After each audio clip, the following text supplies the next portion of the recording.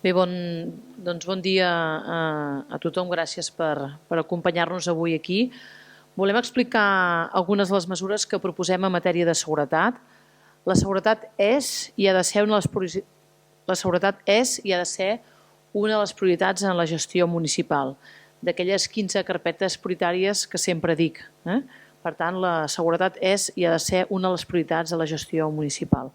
El conjunt de la proposta de seguretat de Junts s'aborda des d'una perspectiva integral, moderna, de proximitat i fomentant la prevenció i la planificació i fent-ne partíceps els diferents actors del municipi. Què ens diuen les dades? Que Girona és una ciutat segura. Des del 2011 els fets delictius s'han reduït un 45%, si agafem les pròpies dades que el Ministeri de l'Interior fa pública a la seva pàgina web. Però és veritat que quan parles amb la gent, que és molt important aquesta proximitat, aquesta empatia, una cosa és la seguretat real i l'altra la percepció de la gent. Nosaltres sempre hem dit que no hem de caure ni en el bonisme ni en l'alarmisme i, per tant, més enllà d'aquestes dades, hem de continuar treballant per la percepció de la seguretat de tots els gironins i gironines millori. I fer-ho des de la prevenció, la proximitat i el treball conjunt amb la policia, els veïns i les entitats.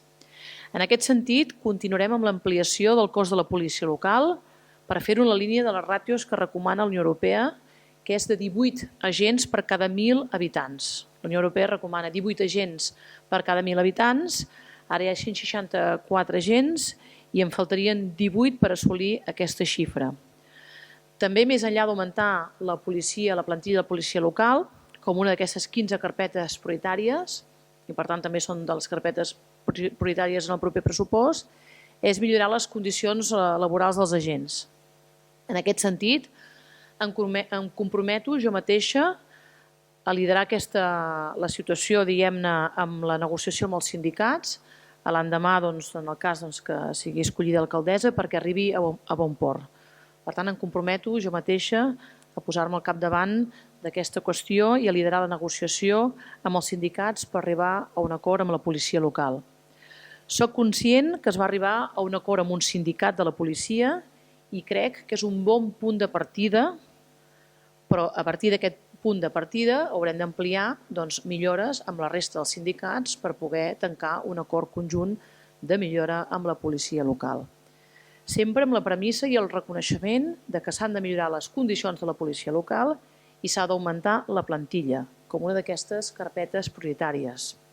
Dins d'aquest capítol, per millorar les condicions, volem modernitzar el cos de la policia municipal amb la incorporació de més recursos tecnològics, avançar en la digitalització del servei i continuar amb la renovació del parc mòbil. I per àmbits ens volem fixar en 2 punts concrets. Augmentar la presència policial i la coordinació amb els locals per vetllar la seguretat en l'oci nocturn, vetllant a l'hora pel descans dels veïns i garantint la seguretat a l'interior i a l'exterior, sobretot per evitar delictes d'agressions sexuals i també a les zones comercials. En aquest sentit, l'oci nocturn ha de ser un aliat també i, per tant, han d'assumir també les seves responsabilitats. Aquí també hi ajudarà l'aplicació de mesures de seguretat i il·luminació als punts foscos sorgits del mapa de perspectiva de gènere. Hi ha d'altres mesures que ja hem anat explicant en matèria de seguretat, com per exemple la creació d'una figura de coordinadora de seguretat, una persona que s'ocupi de gestionar i mediar de manera transversal casos relacionats amb la seguretat, des de la perspectiva de gènere, de la il·luminació, temes relacionats amb ocupacions, aquesta feina de cuina, que en dic jo, transversal de les diferents regidories que tinguin a veure amb la seguretat des d'una proximitat. També volem implementar el pla de videovigilància. Hi ha diferents barris que ens ho han demanat i, per tant, nosaltres estem absolutament receptius a això.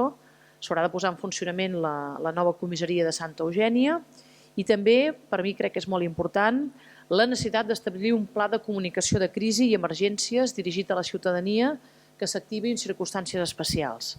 M'interpel·la això, que en cas que sigui d'una situació d'emergència, tots els 103.000 gironins i gironines sàpiguen quin canal de comunicació s'han de dirigir i reforçar aquesta estratègia.